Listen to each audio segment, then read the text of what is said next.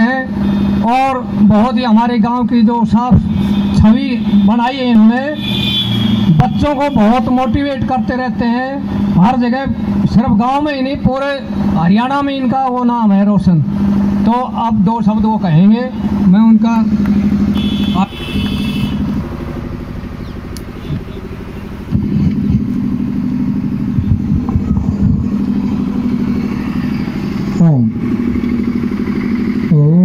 वेदाहमेतं पुरुषं महांतम आदित्यवर्णं तमस्य प्रस्तात् तमे विदित्वा अति मृत्युमेति नाना पंथा विद्यते यनाय।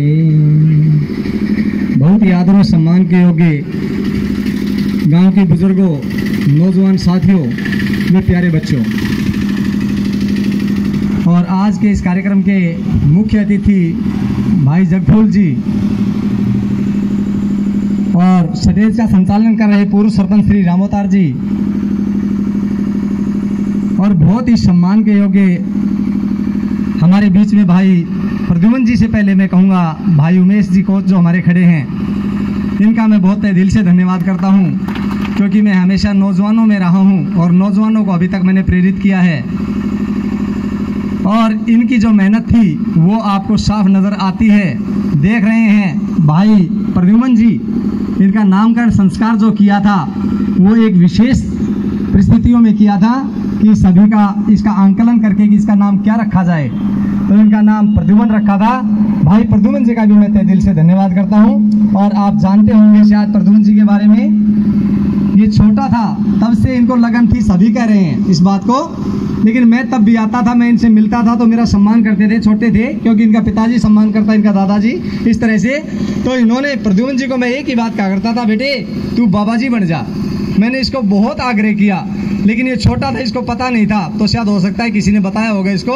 बोला अब की बार अगर आचार्य जी कहते बाबा जी बन जा तो बेटा तू एक ही बात कहा कर। किसने कही मुझे पता नहीं है आज तक भी, लेकिन मैं इससे कहता बेटा बाबा जी बन जा। बोला नहीं मैं बाबा जी नहीं बनूं, तुमको क्या करेगा? नु बोला मैं तो ब्याह करवाऊंगा। ये बातें ये कहा करता था, आज ये बड़ा हो गया है। बहुत अच्छी बात है। आपको पता है कि 795 kg वजन उठा करके जीत इन्होंने हासिल की है।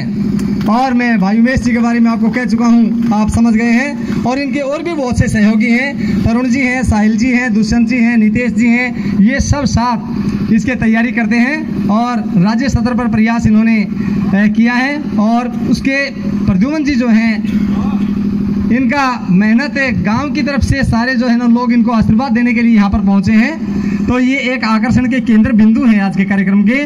और साथ ही मैं कहना चाहूँगा कि बहन प्रीति हमारी जो है बैठी हुई है बेटी, इनका दादाजी जो थे पहलवान जी, दादाजी होंगे ना इनके, हाँ, तो वो जो थे वो हमारे एक तरह से गुरु भी थे और दादा भी लगते थे नाते में। उन्होंने भी बहुत एक्सरसाइज, व्यायाम, योगासन आदि की मतलब शिक्षण देते थे। और वेट लिफ्टिंग का उनका कुछ सामान कुएं पे था, वहाँ जाया करते थे। और वहाँ जाते थे तो डेली मैं और राकेश जी और एक अपना भाई था सुरेश जी, जगदीश जी का लड़का, वो हम तीनों ने जाकर के वहाँ पर बहुत ज़्यादा प्रैक्टिस की थी। उस समय पे हमें लगन थी बहुत, और मालिश वगैरह तेल की इस तरह से करना, ये चीज़ें। तो मैं इन सभी का धन्यवाद करता हूँ। और एक मैं यहाँ पर जब पहुँचा तो एक आवाज़ आई थी छोटी सी, मैं वो ज़रूर कह दिया करता हूँ, क्योंकि आपने पता है कि नेताओं का नाम जहाँ पर आता है तो लोग बागों के दिल में एक मेंटेलिटी बनी हुई है इस तरह की, ताकि जो है ना नेता झूठ बोलते हैं, ये बात सबके दिल में है और हो सकता है कुछ हद तक होगी भी ये बात। और मैंने देखा है आप सब ग्रामवासियों ने सम्मान किया, जगफूल जी का सम्मान करते हैं। ये समय पे पहुंचकर अपना कीमती समय दिया, आपको कीमती समय दिया होगा, लेकिन मेरा तो 1.5 घंटा कीमती समय इन्होंने ले लिया। और मैंने इनका इंतजार करते करते, लेकिन मैंने सुबह ही बताया, मेरी इसमें गलती थी, किस कारण से कि मैंने उनको सुबह ही बताया, मुझको आपने बालदन गाँव में पहुँचना है भाई, ऐसे ऐसे कार्यक्रम है। तो इन्होंने स्वीकार किया, भले ही लेट आए लेकिन पहुँचे, और आकर के यहाँ पर इन्होंने बच्चे का जो उत्साहवर्धन किया है उसके लिए मैं बहुत बहुत धन्यवाद करता हूँ। और जो एक आवाज़ आई है उस आवाज़ को आप समझ भी गए होंगे, चाहे वो पीटी साहब है, चाहे गांव की पंचायत है, जो भी कोई है, वादा जो कर दिया उसको पूरा करो, नहीं तो उस लाइन में गिनती हो जाओगे। जो आज आप देख रहे हैं कि जिन नेताओं से नफरत करती है दुनिया, तो वो दौर आप ना आने दें। जो भी कार्य जो आपने अपने मुंह से कहा है, चाहे पीटी साहब का ग्रांट की बात है, चाहे गांव के अंदर कोई भी आपने दान दक्षिणा की बात है, उस दान दक्षिणा को पूरा करो, बाकी काम सारा बाद में होंगे और तब जाके जनता के दिलों में जगह बनती है। इस तरह से हम अपने बातों से ना टलें और अपना काम करते हुए हम आगे निकलें। फिर कोई कमी रह जाती है तो वो परमपिता परमात्मा पे छोड़ दे। परमात्मा कोई हमारी कहाँ क्या रहा है, तो अपने आप में हम पूरा बनने के लिए कोशिश करें। पूरा कोई नहीं है इस दुनिया के अंदर, लेकिन अपनी तरफ से प्रयास करें। प्रद्युम्न जी के लिए मैं 2 लाइन, उमेश जी के लिए 2 लाइन और इनके और जितने साथी हैं उनके लिए मैं 2 लाइन कहता हूँ। और जो भी यहाँ पर नौजवान खड़े हैं उन पर भी वो बात लागू होगी। कहते हैं बहादुर कब किसी का आसरा एहसान लेते हैं, उसी को कर गुजरते हैं जो मन में ठान लेते हैं। जो मन में ठान लिया है। राकेश की स्थिति भाई की आप जानते हैं, जो इनके पिताश्री हैं, लेकिन इस बच्चे ने अपने पिता का सहयोग ले लेकर के, संस्कार तो उन्हीं के थे, उनमें कोई छोटी मोटी कुछ कमी है, लेकिन वो कमी दब जाती है वहाँ पर। जो आर्य समाज के अंदर जाके जब वो बैठते हैं तो आर्य समाज वाले भी उसकी सलाह लेकर के काम करते हैं। और उनमें जो कमी है, हम कहते हैं राकेश जी के अंदर ये कमी, इसको बाहर निकाल दो ऐसे आर्य समाज से। बोला जी इनको अगर हमने बाहर निकाल दिया तो हमारा आर्य समाज खत्म हो जाएगा, आर्य समाज नहीं चलेगा। तो हमको इसको नहीं निकाल सकते, तो इसके अंदर जो बुराई है उस बुराई को निकाल दो। तो उस बुराई के लिए भी असमर्थ हो रहे हैं सारे। गांव के अंदर कोई तो ऐसा बिरला हो जो इनकी उस बुराई को निकालने के लिए अपनी ताकत दिखाए। तो प्रयास करें, आप भी करें, हम भी करेंगे। तो कहते हैं कि चिड़ियों के पंजों में कभी बाज नहीं होते और कमजोरों के हाथों में कभी राज नहीं होते। और जो थक हार कर बैठ जाते हैं उनके जीवन में कुछ भी हो सकता है, लेकिन विजय के ताज नहीं होते। परिंदों को मंजिल मिलेगी यकीनन, क्योंकि उनके फैले हुए पर बोलते हैं। और जमाने में जो लोग रहते हैं खामोश, दुनिया में उनके हुनर बोलते हैं। तो आपने देखा है बच्चा बहुत साइलेंट रहता है, ना कहीं आपने देखा होगा, ना गांव की गलियों में घूमता देखा होगा, लेकिन ये बिल्कुल मौन रह करके और अपनी प्रतिभा को उभारा है इन्होंने। और आप सबका तो सहयोग आशीर्वाद रहता ही है। बुजुर्ग होते हैं उनके बाल सफेद हो जाते हैं और हम उनको बुजुर्गों की गिनती में ले लेते हैं, तो उनका काम क्या रह जाता है? सफेद बाल वाला जो बुजुर्ग होता है वो हमारा मार्गदर्शन करे। काम नौजवान करेगा लेकिन मार्गदर्शन वो हमारा करे।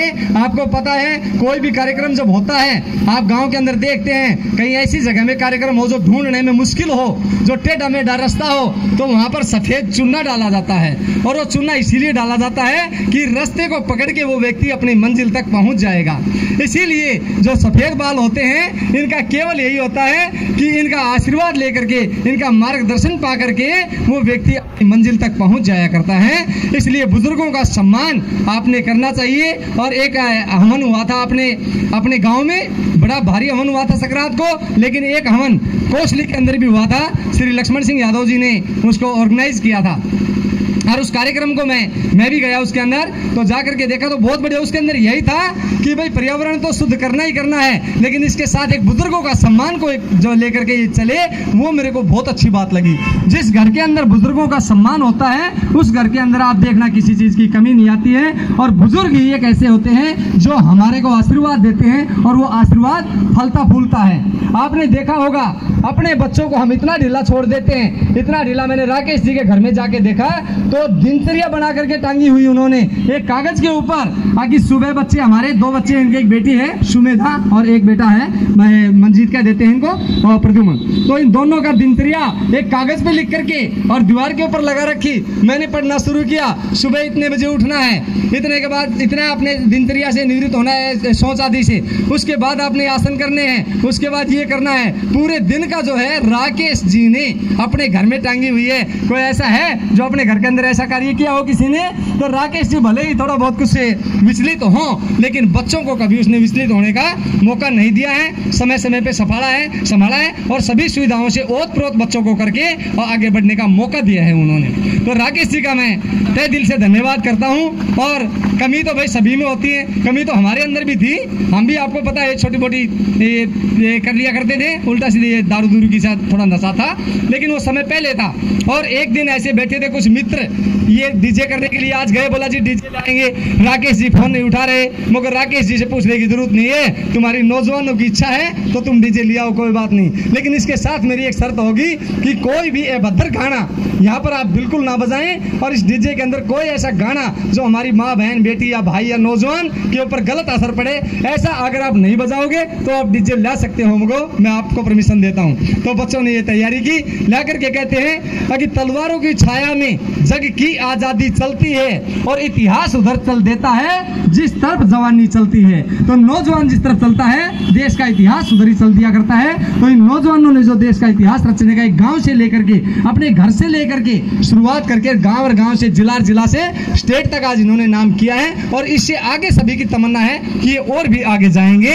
इस तरह से कहते हैं क्या जवां है नौजवानों, जिस जवां में दम नहीं, और जवान वो होता है जिसको जिंदगी का गम नहीं। कह दिया दुश्मन को डटकर तू नहीं या हम नहीं, और क्या जवां है जालिमों पर फेंका जिसने बम नहीं। भगत सिंह जैसे ऐसे नौजवान जिन्होंने अपनी भरी जवानी कुर्बान कर दी देश के ऊपर। और भगत सिंह का नाम, चंद्रशेखर, राजगुरु, सुखदेव आदि का नाम आता है, मदन लाल धिंगड़ा जैसे सबका नाम आता है, लेकिन उसके अंदर देश की आजादी के लिए 1 2 4 या 1000 2000 5000 10,000 लाख नौजवान नहीं, 7,32,000 नौजवानों ने कुर्बानी दे करके इस देश की आजादी को प्राप्त किया। आजादी आई और कह दिया करते हैं, बोला ये कैसा गजब है, ये कैसा सितम है। और नौजवानों ने सीने पे खा कर गोलियां इस देश की लाज बचाई, इस देश को आजाद करवाया। और आज के जो नेता देखते हैं, नेता सब एक नहीं होते हैं, उनमें फर्क भी है, लेकिन इनका एक सिस्टम है नेताओं का। अगर उस नेताओं के सिस्टम के अंदर कोई ईमानदार नेता अगर जाकर के फिट होना चाहे तो उस सिस्टम के अंदर अगर वो उनके अनुकूल नहीं हुआ तो उस नेता को सिस्टम से बाहर निकाल देते हैं। हमारे देश की राजनीति तो राजा भी किया करते थे, बड़े अच्छी व्यवस्था हुआ करती थी, लेकिन आजकल राजनीति के नाम के ऊपर इतना गंदा शब्द जो है ना प्रयोग होने लग गया है कि राजनीति को गंदा कर दिया। राजनीति गंदी नहीं है, राजनीति तो देश को चलाने के लिए व्यवस्था है, और इसको चलाने के लिए कुछ लोग ऐसे हैं जो गड़बड़ करके और उस राजनीति को गंदा कर देते हैं। तो ऐसे परिस्थितियों के अंदर, ऐसे माहौल के अंदर हमारे बच्चे जो है ना आगे बढ़ रहे हैं, अपनी प्रतिभा को उभार रहे हैं। तो ऐसे बच्चे, ऐसे अनुकूलता ना मिलने पर भी आगे बढ़ रहे हैं। इन बच्चों को बार बार उत्साहवर्धन आप कर रहे हैं और मैं भी अपने दिल से इनके धन्यवाद करता हूं। इसलिए सभी ग्रामवासी, मैं इस गांव में बार बार आने का दुस्साहस करता हूं, लेकिन मेरा मन इस बात को नहीं मानता है, क्योंकि आपको पता है जगभूल जी का एक दायरा है अपना, दूर भी आ जाते हैं, दूसरे हलकों में भी चले जाते हैं, क्योंकि रिश्तेदारियां होती हैं, वैसे आना जाना होता है, मित्र होते हैं, और भी बहुत से प्रॉपर्टी के काम दुनिया भर के होते हैं, बिजनेस के काम होते हैं, लेकिन इनका एक दायरा है कि अपने हलके तक कोशिश करते हैं। मैंने एक नेता आपके ही हल्के के हैं, मैंने कहा मगो जी आपने जो है ना नारनौल चलना है, हमारे एक यूनिवर्सिटी का एक नौजवान है, उसको उत्साहवर्धन करने के लिए जाना है। बोला आचार्य जी हल्के में टाइम नहीं मिलता, हम हल्के से बाहर कैसे चले जाएं? तो हल्के को मैं तो, लेकिन मैं आपके सामने खड़ा हूँ, मेरा कोई हल्का नहीं है, मेरा कोई दायरा नहीं है, मेरा कोई भी निश्चित स्थान नहीं है। मैं आज यहाँ हूँ तो हो सकता है त्रिपुरा पीछे गया था, प्रोग्राम था, कभी स्वाई माधोपुर है, कभी कहीं भी चले जाते हैं। हमने समाज में काम करना है, और जो दिल के अंदर इस बात को समझ लेगा कि मैंने बगैर स्वार्थ के निस्वार्थ भाव से समाज का काम करना है, तो वो व्यक्ति नजर में आ जाता है लोगों के। एक स्वामी रामदेव जी का प्रोग्राम मैंने करवाए थे गांव में, स्वामी रामदेव जी आए और बगल में मेरे को बैठा करके और जनता से पूछने लगे, बोला प्रधानमंत्री का नाम बताओ क्या है? तो उस समय के ऊपर मनमोहन जी हुआ करते थे, तो उसका नाम किसी ने लिया, किसी ने नहीं लिया, कोई याद है, किसी को नहीं है। और फिर कहने लगा अच्छा तुम ये बताओ अगर योग करवाने वाले बाबा का क्या नाम है? सब कहने लगे बाबा रामदेव, सबने आवाज लगाई तो बाबा रामदेव कहने लगा भाई जो काम करते हैं उनका नाम हुआ करता है, और जो दिखावा करते हैं झूठा, उनका नाम दुनिया भूल जाया करती है। तो मैं अपने आज के मुख्य अतिथि जी जगभूल जी हमारे बीच में पहुंचे हैं, वो अपने शब्दों में बहुत कुछ बातें कह गए हैं, और उन्होंने उत्साहवर्धन तन से, मन से और धन से जो किया है, उन्होंने कहा है भाई अब की बार थोड़ा सा लेट हो गए, और आपका जो भी हमने गांव में कुछ देना था फिर भी थोड़ा बहुत आएगा तो हम कोशिश करेंगे, और भाई नहीं होगा तो अगली बार कभी आएंगे, सब करेंगे। अगर ये जनता इस बात पे आ जाएगी अगर जी आप जिस तरह से कोशिश कर रहे हो ऐसे हम भी आपको कोशिश ही करेंगे, तो कोशिश रह जाएगी। इसलिए मैं नेताओं से यहाँ पर नहीं हर जगह कहने की कोशिश करता हूँ, थोड़ा बोलो, एक कम बोलो, कोई बात नहीं, कम से कम दान देने की कोशिश करो, लेकिन उस बात को पूरा कर दें। एक नेता है रेवाड़ी के अंदर, मैं नाम नहीं लेना चाहूंगा, उन्होंने एक स्कूल के अंदर, रोजलैंड स्कूल है एक, उसमें कार्यक्रम था, मेरे को भी वहां पर आमंत्रित कर रखा था, और जैसे ही नेता बोलने लगा बोला जी मैं 51,000 रुपए स्कूल को देता हूँ, इसके एक दान स्वरूप देता हूँ। इस तरह से प्रिंसिपल हाथ जोड़ के खड़े हो गए, बोला जी हमें नहीं चाहिए। मैंने कहा क्यों नहीं चाहिए, 51,000 रुपए आ रहे हैं? बोला जी देगा नहीं, हमें पता है, बोलता बोलता है। ऐसी मतलब एक छाप लगी हुई है, तो ऐसी कोई छाप अपने ऊपर ना लगवाओ जो आप काम करते हुए भी लोग ये कहते कि नहीं करेगा, तो ऐसा हम नहीं चाहते। तो इसलिए मैं बार बार सभी का धन्यवाद करता हूं और ग्रामवासियों का धन्यवाद करता हूं। मैं इतना गांव में आकर के इतना बड़ा नहीं बनना चाहता, मैं आपसे बिल्कुल छोटा रहना चाहता हूं। बड़े बनने की बहुत जगह है, जहां पर भी जाते हैं लोग खूब सम्मान करते हैं, लेकिन आपके तो हाथों में पड़े हैं, आपकी गलियों में खेले हैं, आप सबसे इस ढंग से रहे हैं कि आप देख नहीं पाएंगे। तो मैं बता रहा था कि एक जगह हम बैठ करके, और मेरे कुछ साथी थे घर के बगल में, ये बात है लगभग 2003 की अक्टूबर की बात है, और बैठ करके कुछ ये नशीले पदार्थ जो होते हैं दारू वगैरह, वो पीने के लिए सलाद वगैरह काट के बैठे हुए थे, और मैं भी उसको कर लेता था कभी कभी। और फिर उसके बाद में कभी कभी तो क्या कहूँगा तुम्हारे सामने, ये बात तो मैं बाहर जाके कहूँ, कभी कभी कर लिया करता, आपको तो सबको पता है मैं कैसे करता था। तो उसमें जैसे ही हमने वो शुरू करना चाहा, उसी समय के ऊपर राकेश जी के पिताजी भाई प्रद्युमन जी के दादाजी दारू पी करके शाम को 6 बजे की बात है लगभग, और शराब पी रखी थी इन्होंने भी, और वहां से गुजरने लगे, वहां पर रुक करके, और हमारे को इन्होंने टोका और कहा, अरे तुम्हारी क्या उम्र है, तुम ये काम कर रहे हो, ये दारू पीने की चीज है, और ऐसे ऐसे, जबकि उन्होंने दारू पी रखी थी। हमने उस बात पे ध्यान नहीं दिया। मैं आज आपको बताता हूं कि उस दिन से मैंने वो शराब की बोतल उठा के रखी थी। अक्टूबर 2003 से लेकर के आज तक मैंने उस चीज के नजदीक नहीं गया, और बिल्कुल एकदम से त्याग दिया, क्योंकि हमारा बड़ा है, और हमारे बड़े जो कुछ कहते हैं हमारे भले के लिए कहते हैं। तो कोई भी जीवन में बुराई हो वो एकदम से छोड़ दो। कई लोग कहते हैं भाई धीरे धीरे छोड़ेंगे, धीरे धीरे छोड़ेंगे, नहीं, धीरे धीरे कोई चीज नहीं छूटती है। इस तरह से मन में कोई काम ठान लेंगे, वो काम पूरा हो जाएगा। ये बालदन गांव है, कई लोग पूछते हैं, बोला जी कौन सा गांव है, मैं को भाई गांव क्या पूछना है, गांव की जरूरत नहीं। बोला ना जी गांव तो पूछा ही जाता है, आप बताओ कौन सा गांव है। मैंने कहा बालदन कला गांव था मेरा। बोला बालदन कला था मतलब, मुझको भाई अब तो सारे गांव हो गए, सब जगह जाते हैं, लेकिन बालदन कला के लिए चलो मैं एक जन्म लिया है। एक परमपिता परमात्मा से प्रार्थना करता हूं कि इस तरह से केवल प्रद्युमन जी, केवल हमारी बेटी प्रीति, और आप इन्हीं के ऊपर फोकस कर रहे हैं, आगे इन्होंने किया, बहुत बढ़िया काम किया है, लेकिन इनसे पहले भी हमारे बहुत से भाई निकले हैं। भाई रामोतार जी खड़े हैं, जमींदार हैं, और सादगी का बिल्कुल एकदम से आपका दिखाई दे रहा है इनको, जीवन इनका बिल्कुल सादा जीवन एकदम से। इनका बच्चा जब हमें शिविर लगाते थे या हवन करते थे, तो हवन के अंदर भी कई बार मैंने उनको देखा है, वो छोटा कच्चा पहना करते थे, पहले फट्टे वाला नाड़ा बांधने वाला, वो कच्चा पहन करके और पुस्तक लेकर के बगल में, और बेचारा दौड़ के आया करता था। और आचार्य जी में लेट हो गया, मुझको लेट हो गया तो भी कोई बात नहीं, आया तो है। और वो लड़का आज आपका नाम केवल यहाँ पर नहीं, दूरों तक आज आप भारत के अंदर उसका नाम उस बच्चे का है। और उनके पिताजी ने अपना काम नहीं छोड़ा, अपनी सादगी नहीं छोड़ी, अपनी बोलचाल, अपना व्यवहार नहीं छोड़ा। तो ऐसे हमारे पास कुछ ज्यादा आने पर हम किसी को भूल जाएं, इस बात को भी याद रखना। चाहे आज हम यहाँ पर ऐसे आगे कहीं भी चले जाएं, चाहे कितने भी आगे बढ़ जाएं होश के, तो फिर भी देखो गांव के लोगों ने जो भी हमारा सहयोग किया है उनको हम कभी नहीं भूल सकते। अतीत को जो व्यक्ति भूल जाता है वो व्यक्ति खत्म हो जाता है, इसलिए अतीत को हमने कभी नहीं भूलना चाहिए। इसलिए मैं इन बच्चों को बहुत भी तहे दिल से आशीर्वाद देता हूँ। आप जो हमारे दो सामने बैठे हैं बच्चे, ये इनको, और इनसे पहले और भी बहुत से बच्चे हमारे निकले हैं। भाई रणधीर जी जो है, उनका लड़का हमारे साथ पढ़ता था, आज अच्छी पोस्ट पर है। भाई राजीव जी, युद्धवीर जी हैं, और भी गांव के मैं किस किस का नाम लूं। इस गांव के अंदर अगर देखा जाए और सभी प्रतिभाओं को एक बार इकट्ठा करके और उनका सम्मान किया जाए, तो दूसरे जिलों में जो व्यक्ति हैं और अखबार के माध्यम से वो बात जाएगी, तो वो देखेंगे कि बालदन कला के अंदर इतनी प्रतिभाएं छिपी हुई हैं, और उसको देख करके सबका मन गौरवान्वित महसूस करेंगे अपने आप से। तो मैं सबका धन्यवाद करते हुए, और आपको इतना समय भी लिया है, और आप काफी देर से पहले भी बैठे थे, और मैं तो पहले आ लिया था, मेरे को दोष मत देना आचार्य जी, क्योंकि कल मैंने जाना कहीं हवन करने के लिए, वहां पर बोला आचार्य जी 9 बजे आ जाइयो। मैं 9 बजे आके खड़ा हो गया, वो व्यक्ति घर से नहीं निकले, और 9:30 बजे फोन कर रहे, आचार्य जी कहाँ से हो। मैं 9 बजे आकर के आपके घर के सामने खड़ा हुआ हूँ। उन्होंने कहा आचार्य जी कमाल हो गया, आपने बताया तक नहीं मेरे को, मैं यहाँ पर टाइम पे आ लिया था, और भाई जो लेट किया भाई जब फूल को किया है आप देख लेना, आपके सामने, इनको संभाल, मेरे को तो कोई बात नहीं है। तो मैं दिल से धन्यवाद। सरपंच साहब खड़े हैं, और दूर से भाई शिव कुमार जी आए हैं कोसली से, और आर्य समाज के सभी सदस्य बैठे हैं, बाबा मंगू कमेटी के सभी सदस्य बैठे। ये हमारा एक परिवार है।